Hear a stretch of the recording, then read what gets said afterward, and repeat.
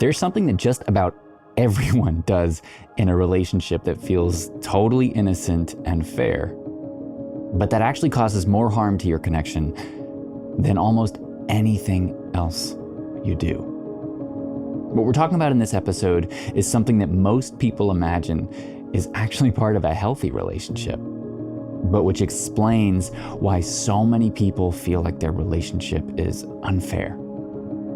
It's the thing most couples will point to as the problem in their relationship when they come in for a session. And this one might be the difference between you feeling seen and heard and loved or not. Stay with me. This is Reclaiming the Gentle Man. I'm Dave Lashansky.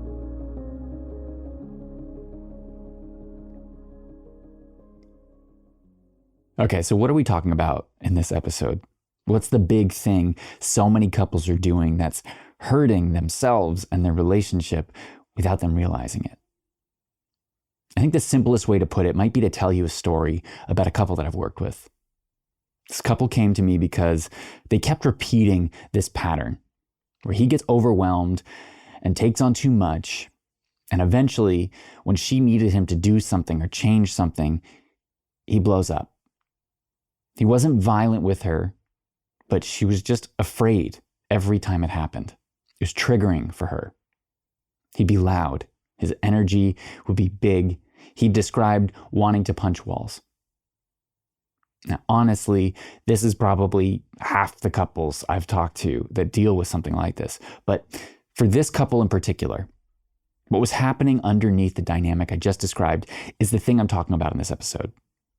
I'm not sure if you caught the trigger for him, but the thing that usually sent him over the edge was her needing something from him.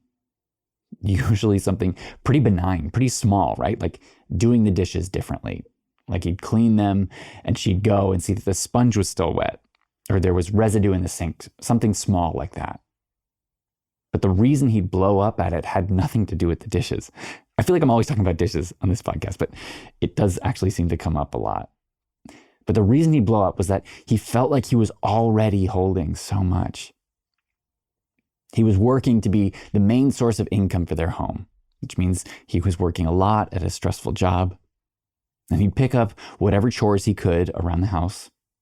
He'd drop everything to help her when she needed. He felt like so much of his time was spent in service of her. And he was exhausted. But that exhaustion wasn't really registering to him physically. The exhaustion he was feeling was more of an emotional exhaustion. And men and women listening to this, I want you to hear this part in particular. Most men register physical exhaustion, but completely skip over emotional exhaustion. Most men can register what physical exhaustion feels like in their bodies, but will skip over the feeling and the signs of emotional exhaustion. And that's when we get blowups. That's when he seems the most unpredictable, when he gets triggered by little things. A lot of the time, all of that is just him being spent. And he might not even really recognize that he is. And when this happens in a relationship, it's most often going to trigger her sense of unsafety. Because most women have had experience being hurt emotionally, God forbid, physically, by an unpredictable man. And it's usually one that she's close to, like her father. And that was the case for this woman, because every time he showed even a glimmer of being upset, she was transported back to that moment when dad came home upset, yelling and angry, and she didn't know why or what to do. If this is matching a pattern you're seeing playing out in your relationship, I hope this episode can help you. Because there are some key things both men and women need to do if this is the pattern happening in your relationship. And you care to preserve and protect and improve your relationship from the inside. All of it, all of what I'm talking about here has to do with the most important responsibility you have to make your relationship more successful. Are you ready for it? Because I'm finally going to share what it is. The most important responsibility in making your relationship last and grow and feel good is to learn to recognize and care for your own hurts. The parts of you that get triggered, like this couple, when she's asking for more and he felt like he's giving her everything already. Her fear of his unpredictability, his lack of awareness that he is exhausted. The key here is that we have to take responsibility for our part in this, regardless of how fair we feel our end of the bargain is. Because anytime that we're not doing that, anytime we're not taking responsibility for our part, we end up making our partner hold the hurt parts of us. We make them love the parts of us we're too afraid to care for. And that's why this tendency, and I think it's a natural one that so many of us fall into all the time, that's why that tendency ends up wreaking havoc on your connection. It's what creates resentment, and it really doesn't have to. But before I go on, I want you to reckon with any part of you that might be hearing this and immediately wanting to point out how much worse you have it than your partner, how much harder your part is to take responsibility for than them. And if that's where you go immediately, and you've chosen to stay for long enough, it is highly possible that you have missed something really important in your dynamic. And I want to help you recognize and unravel that. So stay with me here.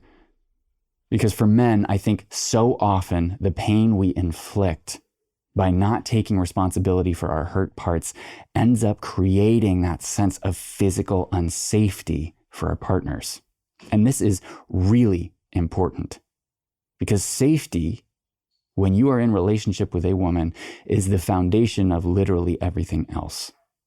When safety goes out the window, intimacy, love, respect, fun, all the things we men crave in relationships goes out the window with it.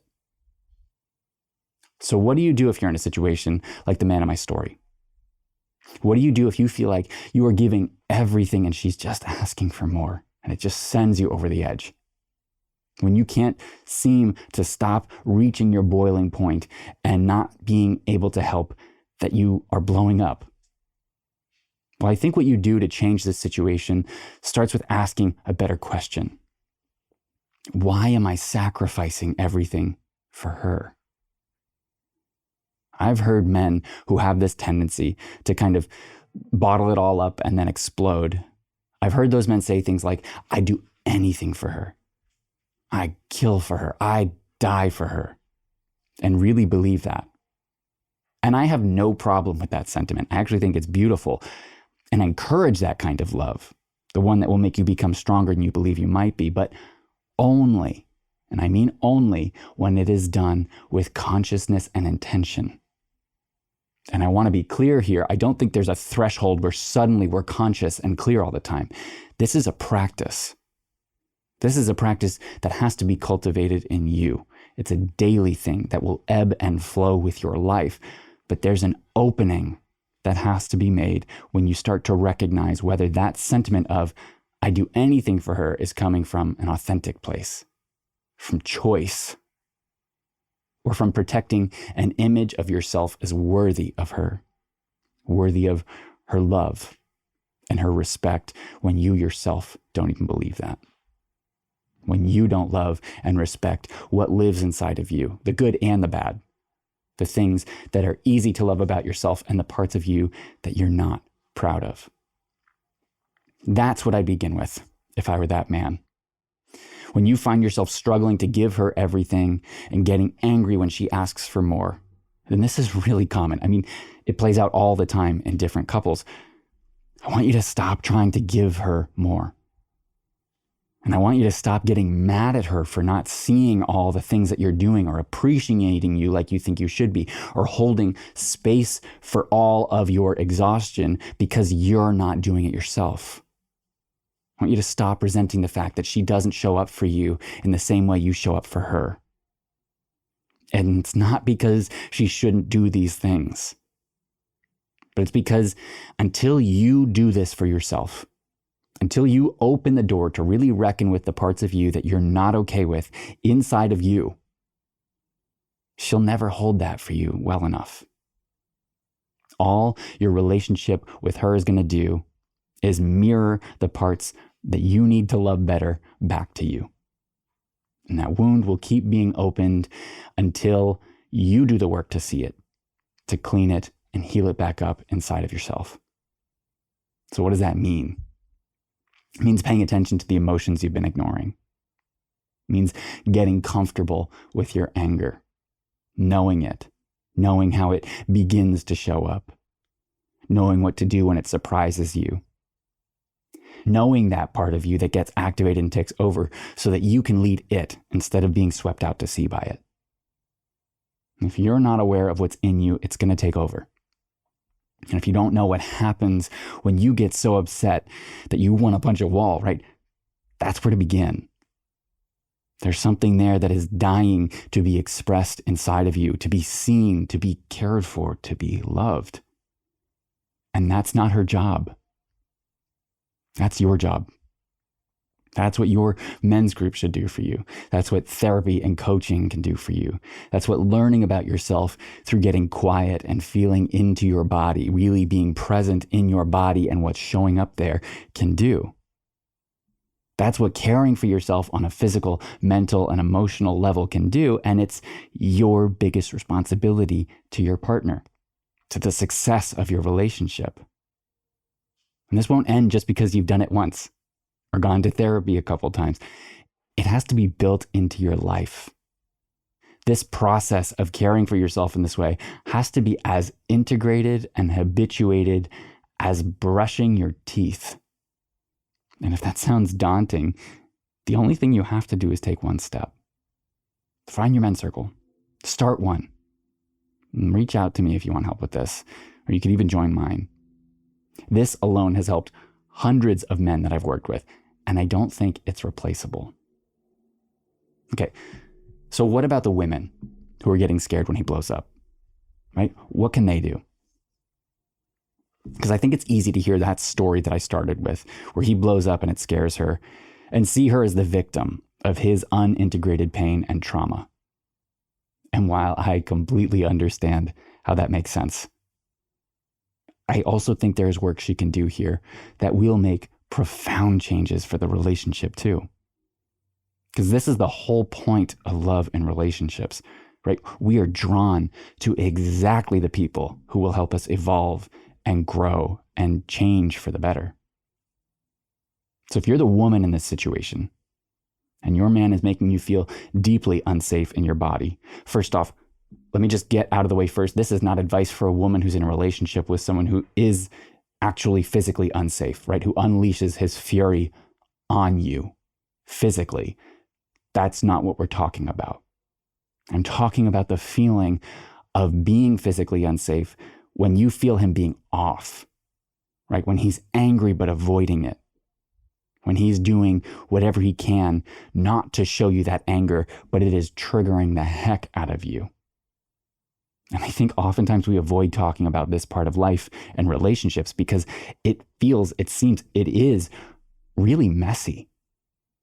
But I think when we know we're with someone who'd never hurt us, and we still can't help but feel deeply threatened by them, like our whole nervous system responds to protect ourselves, I think it's important to recognize where we can make change that will improve the way we show up.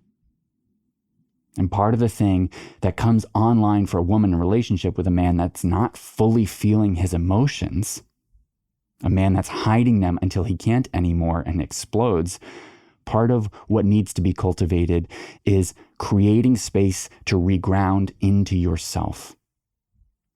When we're thrown off by the way someone we love is acting, it is really easy to lose our center of gravity, no matter who we are, right? But one of the most important beginnings to taking responsibility for the health of your relationship is to have this skill of disentangling what's his and what's yours.